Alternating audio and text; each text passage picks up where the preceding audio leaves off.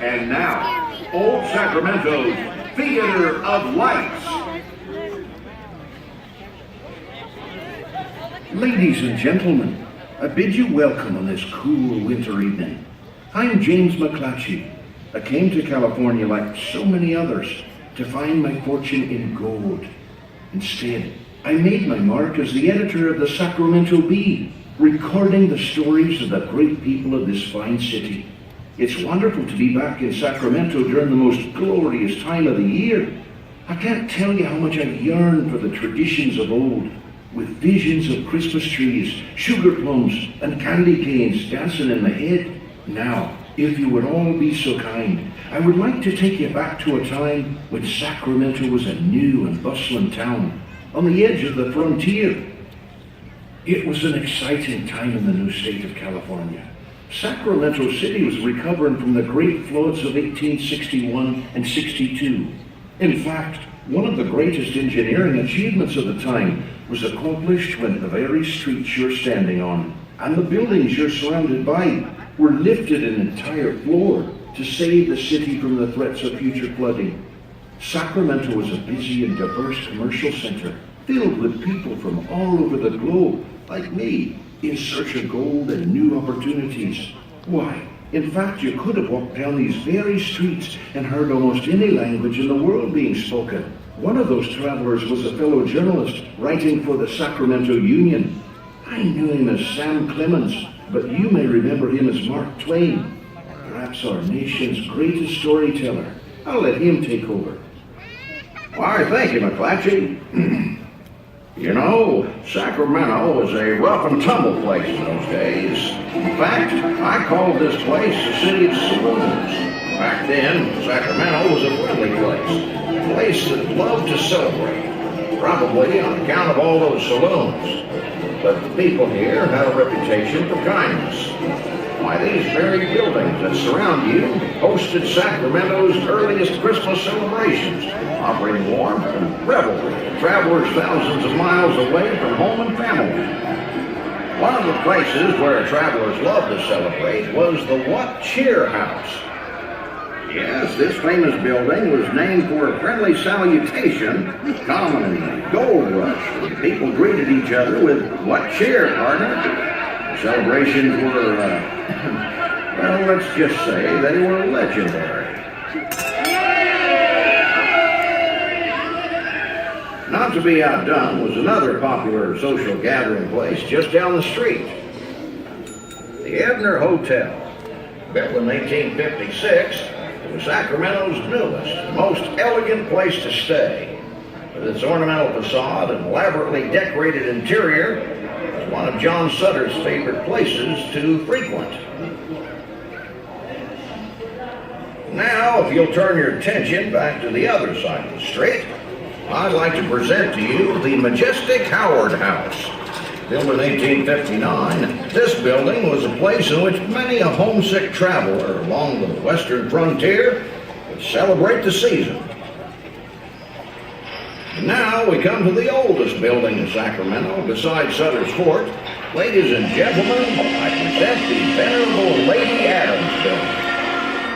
Built in 1852, it was the only building to survive the terrible fire of 1854. That fire destroyed most of the city. So the Lady Adams survived because it was built to survive the years.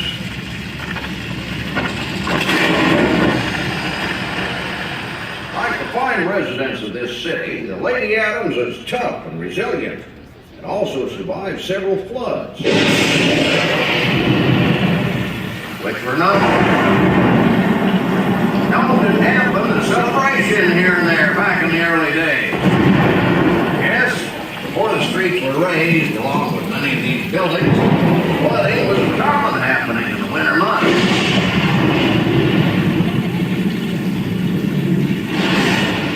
Through it all, the Lady Adams stands proud, ready to celebrate its 161st Christmas season.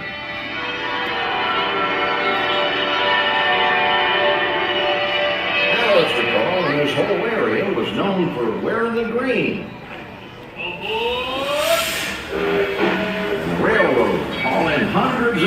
trees to decorate for the season. And the merchants of the city would bring out their finest goods for the holidays. A feeling of goodwill came over the citizens. Thank you, Sam, for that historic retelling. One of the lasting traditions common in our day, as well as yours, is the reading of the poem The Night Before Christmas. In fact, I published this poem on the front page of my very first Christmas Eve edition of the Sacramento Bee in 1857. In many homes, like mine, and hopefully yours, it's a tradition to gather around the great tree and read the poem on Christmas Eve. The children love to listen and watch as the tree seems to come alive.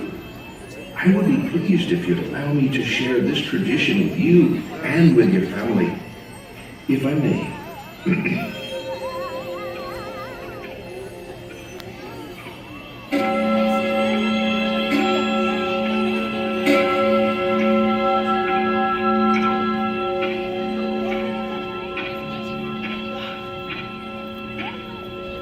'Twas the night before Christmas, when all through the house not a creature was stirring, not even a mouse.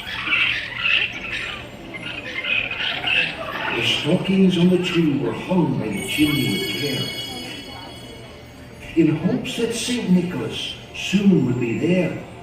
The children were nestled all snug in their beds, while visions of sugar plums danced in their heads. And Mama in her kerchief, and I in my cap, had just settled down for a long winter's nap, when out on the lawn there arose such a clatter. I sprang from the bed to see what was the matter. Away to the window I flew like a flash, tore open the shutters and threw up the sash. The moon on the breast of the new fallen snow gave the luster of midday to objects below.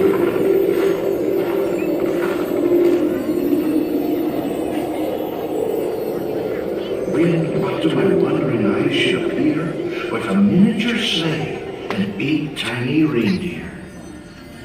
Look! It's Santa!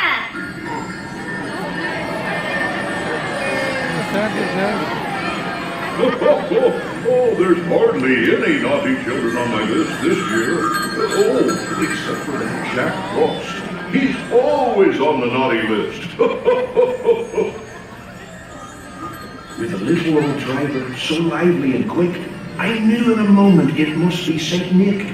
More rapid than he goes to soldiers. And he whistled and shouted and called them by name. Now Dasher, now Dancer, now Prancer and Vixen, on Comet, on Cupid, on Donner and Blitzen, to the top of the porch, to the top of the wall. Now dash away, dash away, dash away all! As dry leaves that before the wild hurricane fly.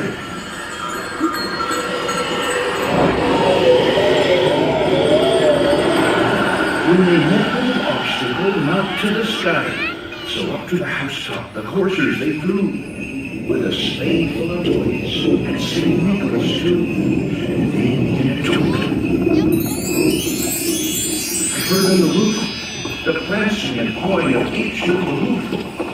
As I held my hand and was turning around, down the chimney St. Nicholas came with a bound. He was dressed all in fur, from his head to his foot, and his clothes were all tarnished with ashes and soot. A bundle of toys he had flung on his back, and he looked like a peddler just opening his pack. That's more like it.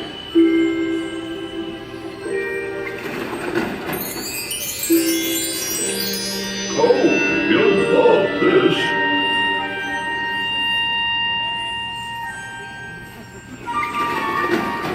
It's perfect. You'll love this. Ho, ho, ho, ho, ho.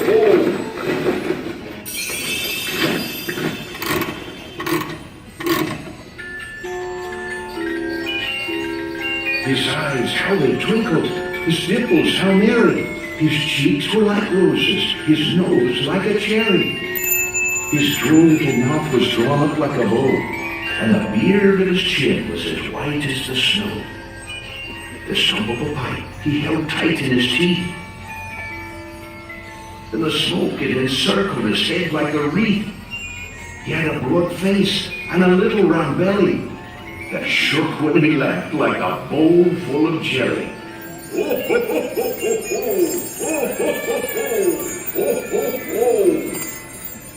He was chubby and plump, a right jolly old elf, and I laughed when I saw him, in spite of myself. A wink of his eye and a twist of his head soon gave me to know I had nothing to dread. He spoke not a word, but went straight to his work. It sure is dark out there. I think these old buildings could use a little more holiday cheer.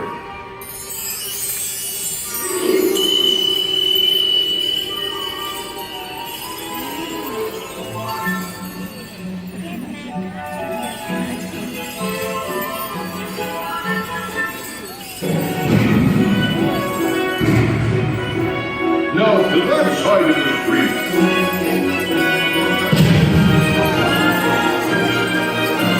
That's more like it. Now for that grand old tree.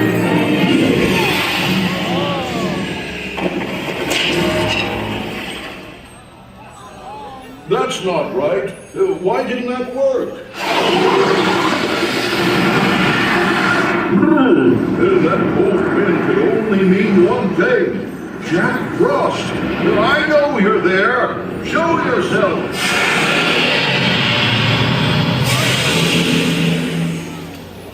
Year after year, it's the same old thing. The lights, the music, the joy. You get the credit for holiday cheer, and I get the credit for running noses. Well, I've had enough of everyone giving me the cold shoulder. What do you mean? I'm talking about celebrating my way. Oh, Jack, be serious. You can't just drop in and interrupt our show. What do you mean I can't? Hey, Santa, what's this? Oh, that's just beautiful. Nothing like a white Christmas. Time for you to chill out, Santa. You look great in blue, Santa. I think we liked it the way it was, Jack. Just let me show you what I can do. And now for the grand old tree.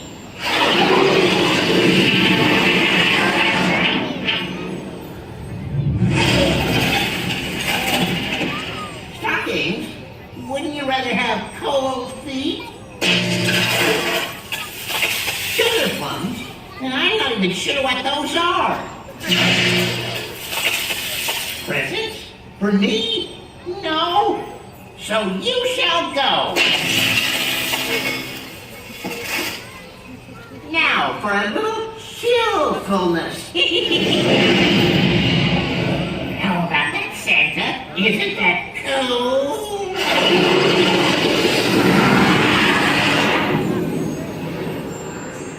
Jack, that's enough. Frostmas has blown in, Santa. There's no way you can defrost this holiday now. Oh, Jack, don't you know? Christmas is bigger than you and me, and, why, it's bigger than all of us. You just have to believe. Isn't that right, folks?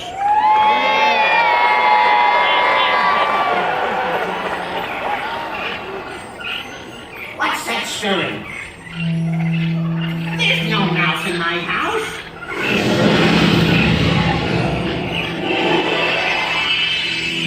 Wait. What's happening? Do you think you could all help me show Jack some holiday spirit? These people have the spirit enough my winter wonderland?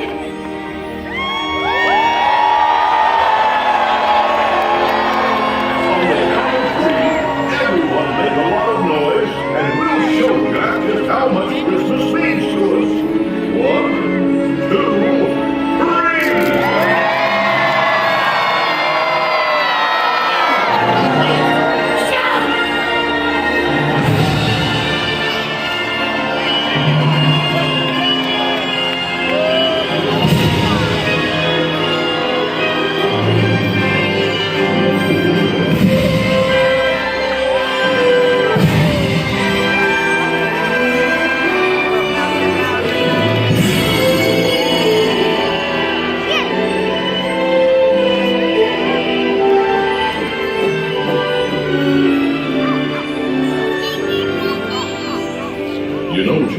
Christmas time would not be the same if you weren't around.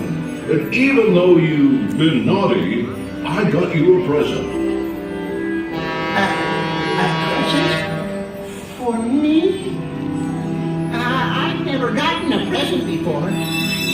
Thank you, St. Nick. Merry Christmas, everyone!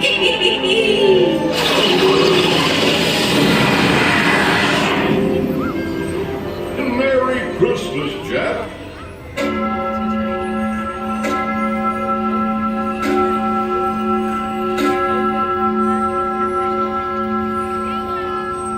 It appears the story took on a life of its own. Now, where were we? Oh, yes. And filled all the sockets, then turned with a jerk and laid a finger on the side of his nose and given a nod. Up the chimney he goes.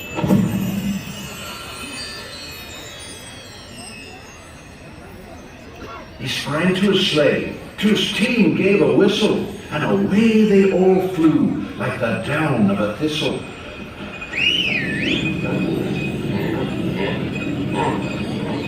But I heard him exclaim, ere he drove out of sight, Happy Christmas to all, and to all a good night.